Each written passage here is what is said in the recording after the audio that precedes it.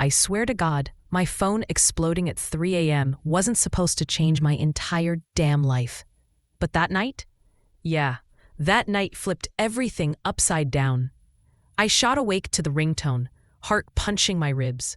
Nobody calls at 3 a.m. unless something bad, real bad went down. I grabbed the phone, half blind, and heard a voice cracking like it was breaking apart. "Ma'am, your granddaughter's been arrested. You need to come down to the precinct right now." My blood turned ice cold. I didn't scream. I didn't panic. Because old habits never die. I'm a retired detective, 26 years in homicide. When something smelled like trouble, my instincts grabbed me by the throat. And this smelled like a whole damn dumpster fire. I threw on jeans, my old leather jacket, and I was already out the door before the shock could catch up. The streets were empty, just me, cold air, and a knot in my gut that refused to loosen. When I reached the precinct, I expected chaos, tears, maybe even a medical report, but what I walked into, too calm, too organized, too perfect. Detective Harris, guy with a face like he swallowed a lemon, met me with a fake-ass smile plastered on. "Your granddaughter assaulted a 42-year-old man. Pretty open and shut," he said, sliding a file toward me like he was selling me a used car. I opened it, and immediately every alarm in my head went nuclear. The pictures? Too clean. No inconsistencies, no timestamps. The witness statement? Typed, not handwritten. The medical report? Printed only an hour earlier, before they even called me. Rookie mistakes, amateur mistakes, mistakes real criminals don't make. My granddaughter? Sure, she's hot-headed, but she never attacked anybody, not like this. "Where's the arrest footage?" I asked. Harris's smile twitched. There wasn't any. "Yeah, bullshit. Every damn cop car in that district has a dash cam. Every officer has a B." "No body cam? No cruiser footage?" I leaned in. "That's convenient as hell." He stiffened. "Everything is exactly as reported." But that wasn't even the part that made my skin crawl. It was the man standing behind him. A guy in a gray suit, arms crossed, watching me like a hawk. No badge, no ID, no introduction, just watching. That was when it hit me. This wasn't an accident. This wasn't a mistake. This was a setup, a damn good one. My granddaughter wasn't just arrested. She was being framed, and somebody wanted me to back off, but clearly, they didn't know who the hell they were messing with. I stepped back, breathed once, and whispered to myself, "Okay, if y'all want a war, you just got one." Because 5 minutes later, an honest young officer pulled me aside and said 7 words that nearly blew my heart out of my chest. "Ma'am, the evidence file was tampered with." I turned around so fast I nearly slipped on the damn linoleum floor. The young officer couldn't have been older than 25. Looked like he was fighting an internal war. His jaw was tight, eyes darting toward the hallway like someone might be listening. His badge read, "Officer Jace Miller." "Tampered with?" I whispered. "Kid, you better explain that before someone sees us talking." Jace swallowed hard. "Not here. Follow me, now." He walked fast, too fast, like he knew every camera angle in the building and exactly which ones to avoid. That alone told me something huge. He wasn't just scared. He knew the system he was working inside was rotten. We slipped into an empty interview room. He closed the door gently, not loudly enough to echo, not softly enough to look suspicious. "Your granddaughter didn't do this," he blurted. "The evidence, it's staged, photos edited, statements forged. The whole file was updated twice in the last hour by someone who's not in the system." "Who?" I demanded. "I don't know, but someone with access, someone high up." My jaw clenched. "Why tell me?" I asked. He hesitated. "My dad worked with you, Officer Rick Miller." Rick Miller. Jesus, I hadn't heard that name in years.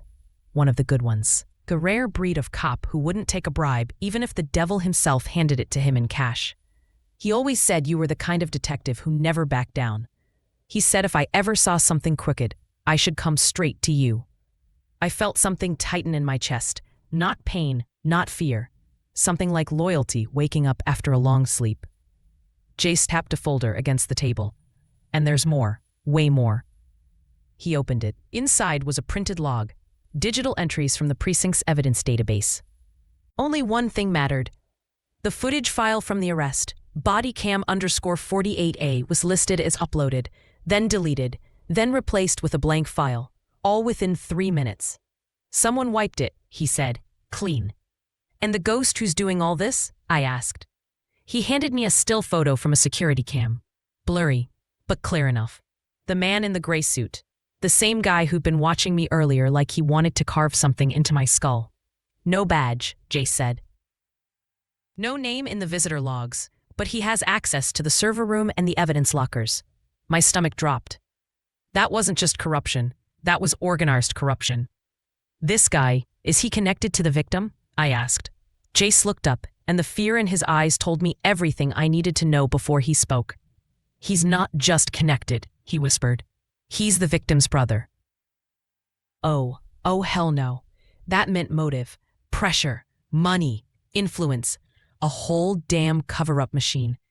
So what's the play here? I asked. Jace leaned in, voice barely above a breath. Ma'am, the victim isn't who he says he is. There's another file, a sealed one. If we open it, he exhaled shakily. This whole case could explode. And just as he slid the sealed file toward me, the door handle rattled. Someone was trying to get in. The door handle jerked again, this time harder. Jace's eyes went wide. Hide the file, he hissed. I snatched the sealed folder and shoved it under the metal chair, just as the door swung open. Detective Harris walked in like he owned the place, shoulders tight, face red like he'd just sprinted down the hallway. Behind him, the gray suit bastard stood in the doorway, watching me with that same dead-eyed stare. Everything all right in here? Harris asked, fake sweet like a TV preacher. Jace straightened. Just briefing her on procedure, sir. Harris's gaze snapped to me. Ma'am, we didn't authorize any private discussions. I leaned back in the chair, arms crossed. Relax, detective. The kid was just doing his job. Something you should try sometime. Harris's nostrils flared. The man hated me, and that told me I was already hitting nerves. The gray suit man stepped in, silent, oppressive, cold. He glanced around the room, eyes pausing on the floor under the chair for a split second too long. Jace saw it too. His jaw flexed. Ma'am, Harris said again, I'm gonna need you to step out. We have procedures to follow. What he meant was, stop poking around where you don't belong. But I wasn't some clueless grandmother knitting sweaters on a porch. I was a former detective with more closed cases than this clown had brain cells. And something deep in my gut screamed that the man in the gray suit wasn't just watching. He was listening, planning, waiting. Sure, I said, standing up slowly. But I'll be waiting for an update, a real one. Harris smirked like he'd won a small victory. Jace's face said otherwise. They escorted me out like I was some kind of threat, which, honestly, I probably was. But the second they turned the corner, the interview room door shut behind them. Jace darted back with lightning speed, grabbed the hidden file, and tucked it inside his vest. You good? I whispered. No, he said under his breath. But I'm in now, no turning back. We walked toward the lobby, and I noticed something strange. Officers who usually nodded or smiled when I visited. Tonight, they avoided eye contact. Conversations stopped when I passed. Someone had sent a message. Someone important. Once outside, the cold air hit me like a slap. Jace followed, keeping his voice low. Ma'am, that sealed file, this is not normal. It's locked behind an internal security wall. Only captains or higher can access it. Then how did you get it? I asked. He hesitated. My dad left me a master override code before he died. Told me to use it only if I saw the same corruption he saw.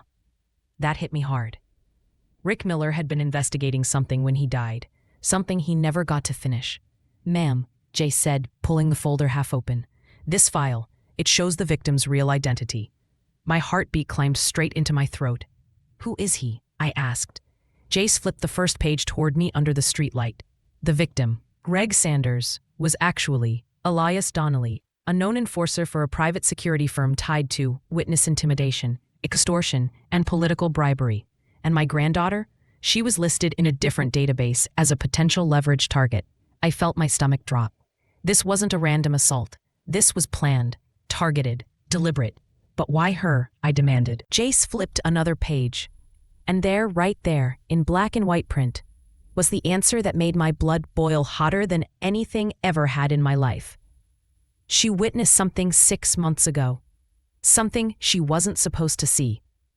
And according to the file, they want her silenced before sunrise. I swear the night air felt colder the second I read those words. Witness something she wasn't supposed to see. My hands clenched around the folder so tight the edges nearly tore. What the hell did she see? I asked, voice low and sharp. Jace flipped deeper into the file. The pages were thick, pages the public was never supposed to read. Then he stopped, his face drained. Ma'am, this is bigger than I thought. Show me. He turned the document toward me under the street lamp. The heading alone slapped me across the face. Confidential Incident Report, Internal Use Only. Location, Brookridge Storage Facility. Subject, Unauthorized Witness. Female, 17. That was 6 months ago. And 6 months ago, my granddaughter did come home shaken one night, claiming she heard a weird fight behind the storage units.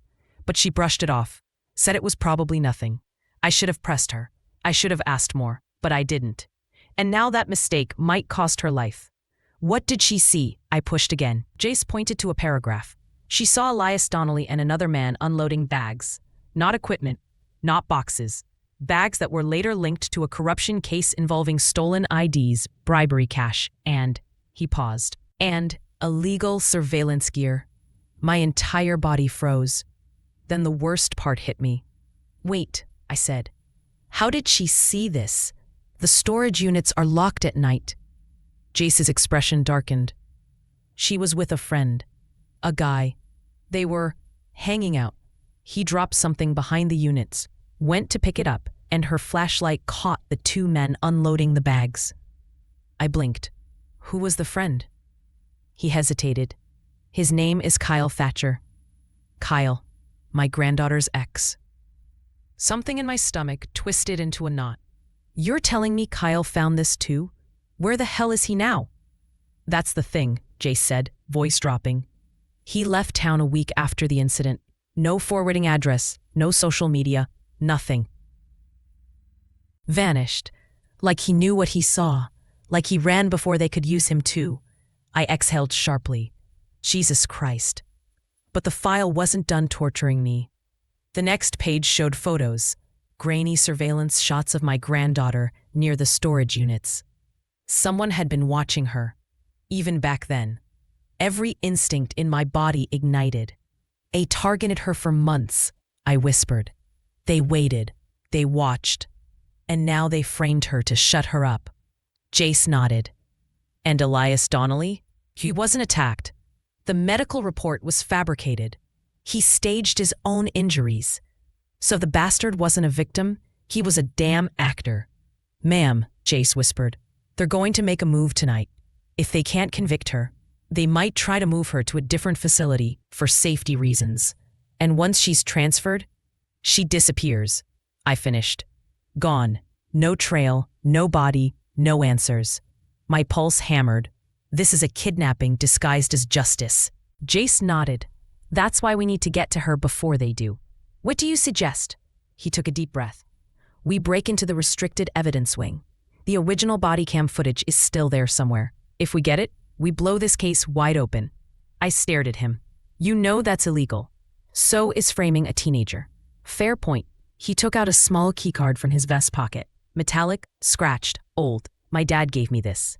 Said it opens every door he never should have trusted. I smirked. All right, Officer Miller. Let's raise some hell. We headed toward the side entrance, hearts pounding, footsteps light. Every camera, every shadow, every echo felt like it could betray us. But halfway to the evidence wing, Jace froze. Man, he whispered. Look. 2 officers stood outside the restricted door. Not regular officers. Officers wearing gray earpieces, matching gloves, and no name tags. Security hired by the victim's brother. And one of them was holding a transfer order with my granddaughter's name on it. Effective immediately.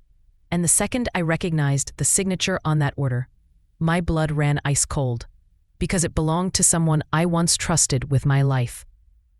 I swear the world stopped spinning when I saw that signature. Captain Irene Walker, my old partner, my closest friend on the force, the woman who stood beside me through shootouts, crime scenes, divorces, funerals, everything. And now she signed a transfer order that would send my granddaughter straight into a black hole. Jace's eyes darted toward me. "Ma'am, you know her?" "Yeah," I whispered. "Too damn well."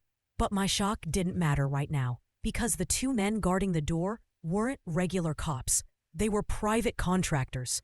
Military posture, zero emotion, matching gear. "Those aren't officers," I said.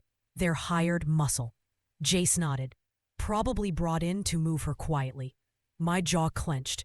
Nobody was moving my granddaughter anywhere. I grabbed his arm. "We need a distraction. Something big enough to get them away from that door. I might have an idea." He dug into his pocket and pulled out a small black device, barely the size of a lighter. "What is that?" I asked. "A signal scrambler," he whispered. "It triggers a false alarm in nearby sensors. If I set it off in the stairwell, every guard in this hallway will move to check." "You carry one of those around?" He shrugged. "You learn things when you work here long enough." "Good kid." "Do it," I said. He slipped into the stairwell. A second later, beep, beep, beep. The loudest damn alarm in the building echoed through the hallway like a fire drill on steroids. Both guards turned instantly, touching their earpieces.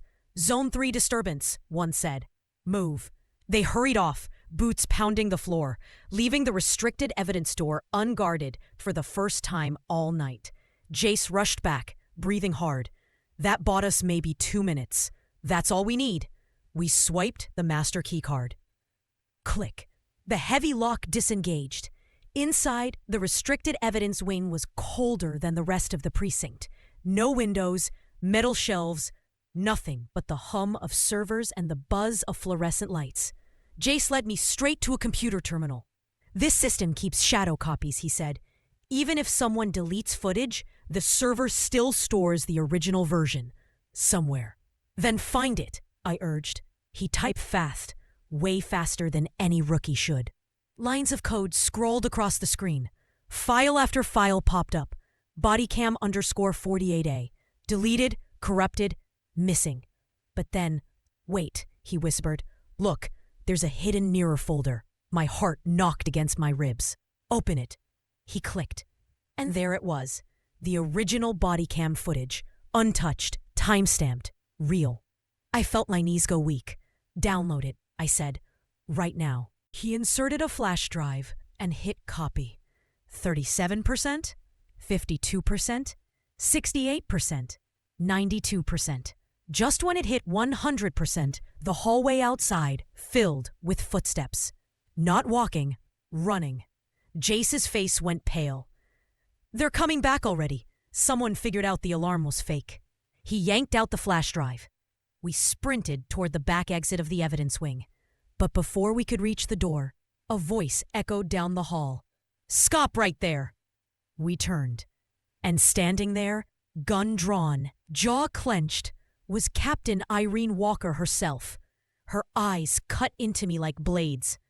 "Jesus, Evelyn," she said. "What the hell did you do?" But before I could answer, Irene raised her gun at Jace and said a sentence that shattered every piece of trust I ever had. "Hand over the drive. That footage can never leave this building." For a split second, I forgot how to breathe. Irene Walker, my partner of 10 damn years, was pointing a gun, not at me, but at Jace, a kid who was only trying to save an innocent girl. The betrayal burned hotter than fire. "Irene," I said slowly, "put the gun down. You don't want to do this." Her eyes didn't soften, didn't flicker, didn't even blink. "Oh, I do," she said. "Because you two have no idea how far out of your depth you really are." Jace stayed frozen, one hand raised, the flash drive tucked in his fist. "Irene," I said again, stepping forward, "you signed the transfer order. Why?" She scoffed. "Don't act surprised, Evelyn. You know how the system works. Some cases aren't meant to be touched." "That's not the Irene I knew." "That Irene retired when you did." Her words hit harder than a bullet. I took another step. "Those men outside? Those weren't cops. They were contractors. You're working with Elias Donnelly's people?" She didn't answer, which told me You helped frame my granddaughter, I said quietly. That's when the mask dropped. Irene took a long breath. It wasn't supposed to go this far. They just needed to stare her, make her keep her mouth shut. She's a child. She saw something she shouldn't have, Irene snapped, voice echoing off metal walls. Something that could ruin powerful people. People who don't lose. And since when do you serve powerful people? I shot back. Since when do you sell justice to the highest bidder? Her jaw twitched, guilt flashing for just half a heartbeat. Then her voice went cold. Evelyn, give me the drive. No, we can walk away from this. Both of you. No consequences. Like hell we can, I said. Not when a girl's life is on the line. Irene exhaled sharply, her finger tightening on the trigger. That's when Jace moved. He didn't run. He didn't panic. He tossed the flash drive to me. I snagged it out of the air, just as Irene swung her gun toward me. Don't! She shouted. But she hesitated. Just a second. Just enough. Because she still cared, and she still knew I wasn't bluffing. Think this through, Irene, I said. You might stop us tonight, but that footage, the truth, it won't stay buried. Her voice dropped to a whisper. You don't understand. These people, they killed my brother. That froze me in place. Her brother? He died on duty years ago. We thought it was a robbery gone wrong. You're telling me Donnelly's people? Yes, she snapped. They murdered him. I found proof, and they told me the only way to stay alive was to cooperate. So I did. My chest tightened. Fear. Guilt. Brokenness. Irene wasn't just corrupt. She was trapped. Irene, I said softly, you're not protecting yourself anymore. You're protecting the monsters who own you.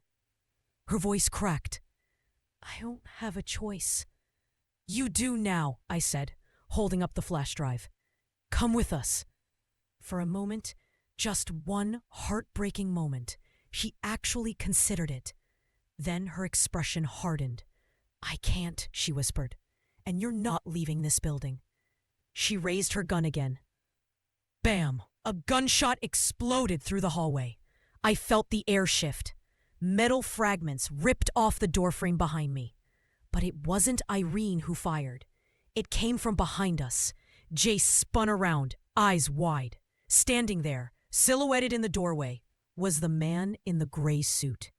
Gun smoking. Smile cruel. Party's over, he said. Now hand over the drive, Grandma. And when he stepped into the light, I realized I knew him. Knew his face. Knew exactly why he wanted my granddog. My stomach dropped clean through the damn floor when his face hit the light. Because the man in the gray suit wasn't some random mercenary. He wasn't just Elias Donnelly's brother. He wasn't just another corrupt puppet master. He was Marcus Hale. The same Marcus Hale who ruined half my cases 15 years ago. The same Marcus who bribed witnesses, faked reports, and walked free every time because he had friends in high places. The same Marcus who once looked me in the eye and said, "One day, Evelyn, I'll make you regret crossing me." Well, looks like one day finally showed up. I took a step forward, rage pulsing through every vein. You son of a... Marcus raised his gun, grin widening. Grandma, don't get reckless. You're too old for another bullet wound. Jace whispered, You know this guy? I arrested him. Twice, I muttered. Marcus shrugged. And I walked. Twice. Funny how that works when the right people owe you favors. Irene stiffened, eyes darting between us. She didn't know who she'd aligned herself with. Not fully. Marcus kept talking, voice smooth and venomous. Your granddaughter shouldn't have been there that night. She saw something she wasn't supposed to, and now she's become a damn inconvenience. You staged the assault, I snapped. You forged the medical report. You hired thugs to move her. He tilted his head. And you know the beautiful thing? Nobody doubts a bleeding man, even if the blood isn't his. Jace edged closer to me, whispering, We're outnumbered. We need leverage. I held up the flash drive. This is leverage, Marcus chuckled. You think that little drive scares me? It's useless without a court. And guess who owns half the judges in this county? Maybe, I said, but you don't own the internet. And once this goes live... His gun lifted higher. You won't live long enough to upload anything. Irene flinched. Marcus, don't. She's unarmed. Marcus snorted. Oh, sweetheart, you think I care? In that tiny second, I saw something shift in Irene's face. Fear, regret, betrayal. Maybe she finally realized she sold her soul to the wrong devil. Irene, Marcus said sharply, get the drive. She didn't move. Now, he barked. Irene swallowed, torn between survival and conscience. And that hesitation? That was our opening. I grabbed the nearest thing, a metal evidence box, and hurled it straight at Marcus's wrist. Crack! His shot fired wild, ricocheting off the wall. Jace shoved me behind a server rack as bullets tore through the air. Irene dove sideways, shouting, Stop shooting, you idiot! You'll hit the evidence! Marcus roared, I don't care! The hallway filled with chaos, boots pounding, alarms blaring, sparks flying where bullets hit metal. Jace pulled me deeper behind cover. We can't outrun him. Not like this. We're not running, I said. We're ending this. Then I saw it. A backup emergency fire door at the far end of the wing. And a plan snapped into place. Jace, I whispered, you ever pull a controlled blackout? He stared at me. That's illegal. Kid, I said, so is everything we've done tonight. He nodded once. Understanding, commitment. Fear tucked behind courage. He sprinted toward the electrical panel while I kept Marcus's attention, shouting, Hey, Hale, you missed me again. Marcus stormed forward, furious, gun aimed at my chest. He was 3 steps away. 2, 1, click. The world went dark. Pitch black. No lights, no cameras, no visibility. Just the sound of Marcus swearing and fumbling. Where are you? Then a scream. Not mine. Not Chase's. Irene's. A heavy thud followed. Someone had gone down in the dark.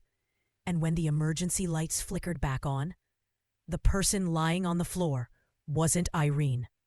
Marcus, with a knife buried in his chest.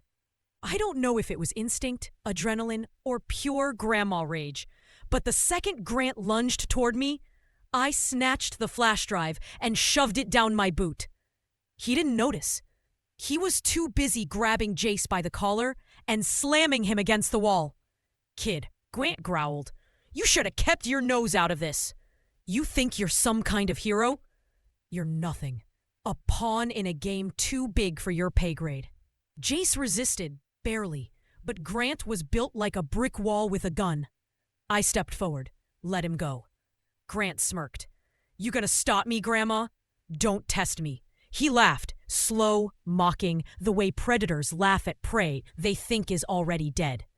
Then he turned back to Jace. You're gonna tell me where the drive is. Jace winced. Screw you. Grant raised his gun to Jace's forehead. That was it. I wasn't letting another kid die because of this bastard. I have the drive, I said sharply. Grant paused. Good. Bring it. I reached down, slow, deliberate, like I was grabbing it. But I didn't pull out a flash drive. I pulled out a taser. A tiny one. Old. Barely working. But it was enough. I jammed it into Grant's ribs and hit the button. Zap. He convulsed, just long enough to drop Jace and stumble backward. Run, I yelled. Jace grabbed my arm, and we tore through the evidence wing, sprinting toward the back exit. Footsteps thundered behind us. Grant recovering, shouting into his radio. They were calling reinforcements. We had maybe 30 seconds. We burst into the parking lot, breath burning in our lungs. Where's your car? Jace shouted.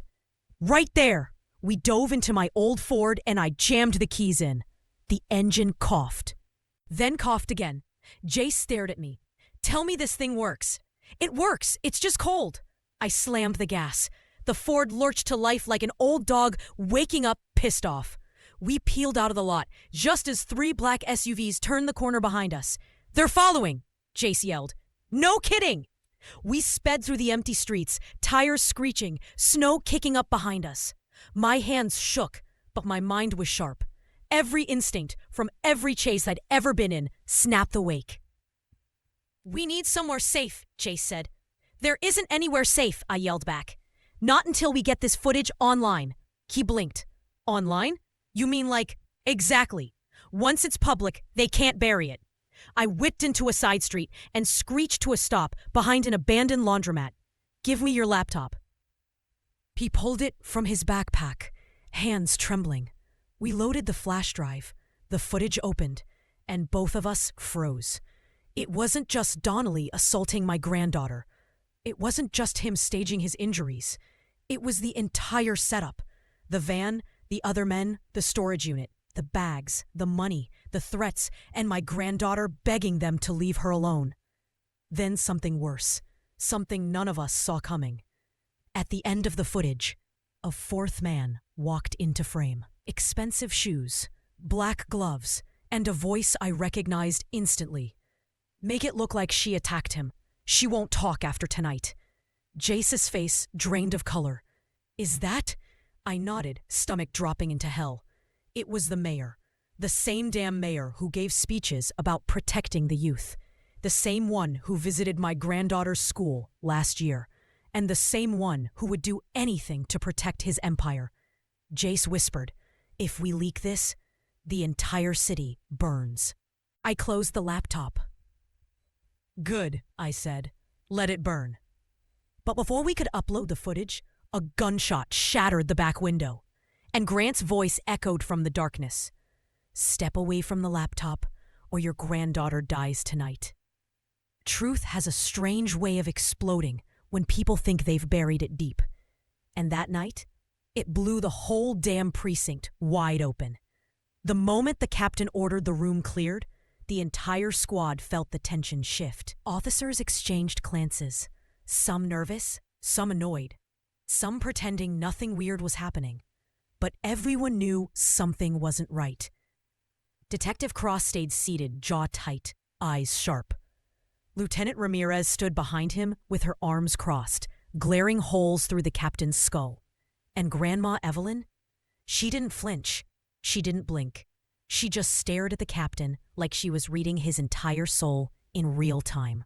"All right," Captain Morris finally said, exhaling. "Everyone in this room, speak freely. No penalties, no write-ups. What the hell is going on with this case?" Cross leaned forward. "Sir, we have forged evidence, missing footage, unexplained timestamps, and a teenage girl locked up on a false charge. And so far, nobody has given us a damn explanation." Evelyn placed the flash drive on the table like it was a weapon. "Here's your explanation. Everything they used against my granddaughter was fabricated. Every angle, every clip, every sworn statement. I can prove it." The captain eyed the drive like it might bite him. "Play it." Ramirez plugged it in, and as the real footage played, unaltered, uncropped, it told the truth loud and clear. There was Chloe running from her stepfather. There was the man grabbing her wrist hard. There was fear in her eyes. There was the shove. There was her fall. There was her getting back up and escaping out the door. Nothing, absolutely nothing, matched the forged video. When the clip ended, the whole room went dead silent. Cross rubbed his face with both hands. Jesus, they framed a minor. Evelyn nodded calmly. They didn't just frame her. They protected him. Ramirez clicked to the second file, the missing 48 seconds. The footage that someone inside the department had deleted. This time, the clip showed Chloe stumbling, crying, begging someone unseen to help her. Then another angle, grainy but clear enough, showed her stepfather picking up the phone, dialing someone, panicking. "Guys," Ramirez whispered. "Look who he calls." Cross froze.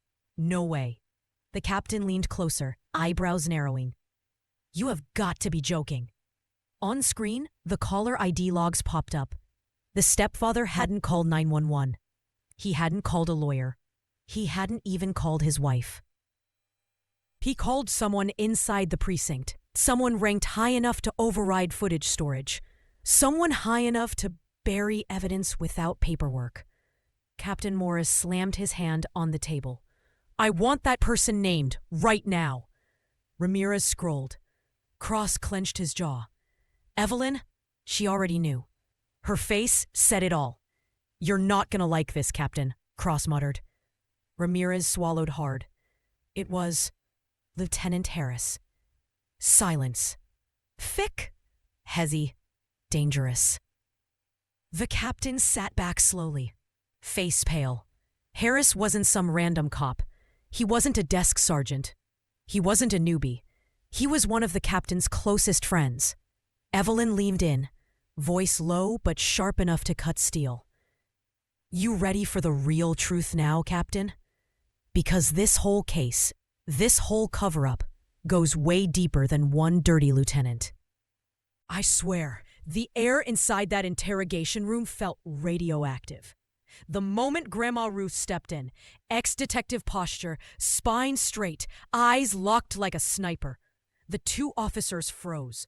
Officer Hale even swallowed hard, like he'd just seen a ghost from Internal Affairs. "Let's cut to crap," Ruth said, dropping a folder on the metal table.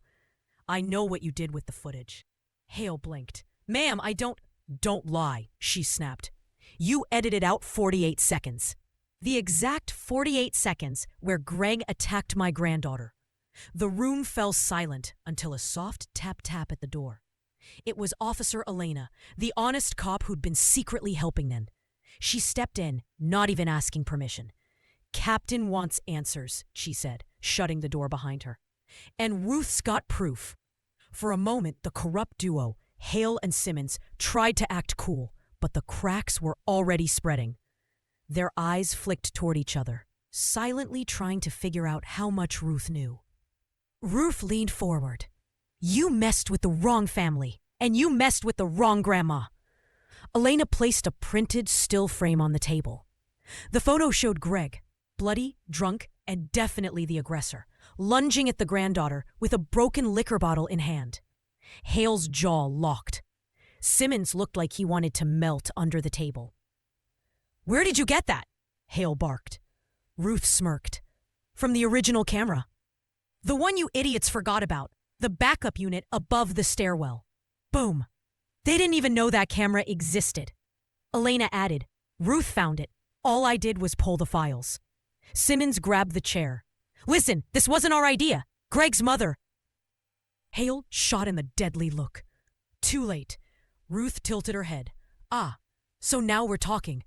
Simmons' voice cracked. "She paid us to make it disappear. She said the girl was dangerous." "She played you," Ruth said, "just like she played everyone else." Before Simmons could say more, the captain stormed into the room. Big voice, heavy boots, and zero patience. "What in the hell is going on here?" Ruth handed him the still frame and the USB drive. "This," she said, "is attempted murder covered up as an assault case."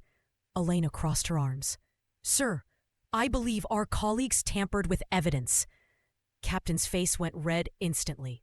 Not the angry kind. The somebody's losing their job kind. "You two," he barked at Hale and Simmons. "In my office, now." They hesitated. Ruth added quietly, "Oh, and Captain, you might want to bring Internal Affairs." The captain nodded grimly and dragged the two corrupt officers out by their collars. The second the door shut, Ruth finally exhaled. Her hands trembled, but only for a moment. Then she straightened. "We're not done," she said. Elena frowned. "What do you mean?" "She's still in danger," Ruth answered. "Greg's mother isn't going to sit back and lose. She's going to strike again." And Ruth was right, because at that exact moment, Greg's mother was on her phone, hiring someone far more dangerous than a dirty cop. Rain hammered the streets like a warning drum as we tore through the alleys. My hands were soaked, gripping the steering wheel, knuckles white, mind racing faster than the tires beneath us. Jace was beside me, pale as a ghost, clutching the laptop like it was a life raft. "They'll never stop chasing us," he said, voice trembling. "We can't outrun all of them." "Then we don't run," I shot back. "We fight smart." We ducked into the abandoned warehouse district near the waterfront. Shadows stretched like predators, and the slick concrete smelled of oil and rot. Perfect place to disappear. For a minute. I set the laptop on an overturned crate. "Listen, Jace, we go live now, but we need a plan. This isn't just a video drop. It's evidence that will bring down more than Grant and Donnelly. The mayor, city council, anyone who thinks they're untouchable." Jace swallowed hard. "Are we really gonna do it? Right here? In the middle of who knows what?" "Yes, because hiding doesn't protect anyone. Not Sophie, not us, not the truth." The wind howled through broken windows, carrying the distant wail of sirens. And then, lights, red and blue, slicing through the gloom. Grant's SUVs had tracked us. Reinforcements pouring out, guns drawn, orders screaming in radios. I grabbed my phone. "We need Elena, now." Jace's eyes widened. "The officer from the DA's office." "Yes," I said, teeth gritted. "She's the only one with the pull to lock them down legally before they kill us." Minutes felt like hours. Every second, the tension grew heavier. Footsteps, radios, someone shouting, "She's here! Don't let them upload it!" And then, a familiar voice, calm and firm, cutting through the chaos. "Evelyn, behind the north wall." Elena Ruiz emerged, badge in hand, team behind her. "We got warrants. Federal jurisdiction. Nobody touches that laptop." Relief was instantaneous, but brief. Grant's eyes burned the fury. He raised his gun, stepping toward us, but Elena's team moved faster. Within seconds, he was surrounded, outnumbered, his men dropping to the concrete with hands up. I grabbed the laptop. "Jace, hit upload." No hesitation. The file transferred. Screens flickered on news vans, social media streams, citywide broadcasts. Every piece of the puzzle, from the van, the money, the threats, to the mayor's incriminating presence, went public. Screams, confusion, phones ringing, the mayor's office locked down. The city exploded in shock. Grant struggled against the cuffs, but it was over. Donnelly's men were arrested. The mayor's scandal was unavoidable. And for the first time in weeks, I felt a sliver of calm. Jace turned to me, voice shaking. "We actually did it! We brought them down!" "No," I said softly, watching the rain glisten on broken windows. "We gave the truth a voice. That's what matters." But even as the chaos unfolded outside, I couldn't ignore the lingering ache in my chest. Sophie's safety wasn't just about catching the bad guys. It was about rebuilding a life that terror had nearly destroyed. I sent a quick text to her. "It's over. You're safe." And for the first time in months, I allowed myself to imagine her smile. But even in victory, a cold whisper of doubt lingered, because in this city, power corrupts, and justice is never guaranteed. Some monsters don't die. They just hide, waiting for the next missing piece of truth. The city woke slowly. Rain-slick streets glistened under early sunlight, reflecting broken neon signs and the remnants of last night's chaos. The storm had passed, but the aftermath was everywhere. Headlines screamed corruption, deceit, and the exposure of the powerful. Grant, Donnelly, and the mayor were in custody. Higgins was under federal investigation. Justice, finally, had teeth. But my mind wasn't on the headlines. Sophie. I pulled up to my house, engine idling. Rainwater dripping from the roof. The door opened slowly, and there she was. Her hair damp, cheeks flushed, eyes wide but alive. She didn't run to me at first. She just stood there, watching, like she was afraid to believe freedom could actually exist. "Sophie," I whispered, voice trembling. "It's over."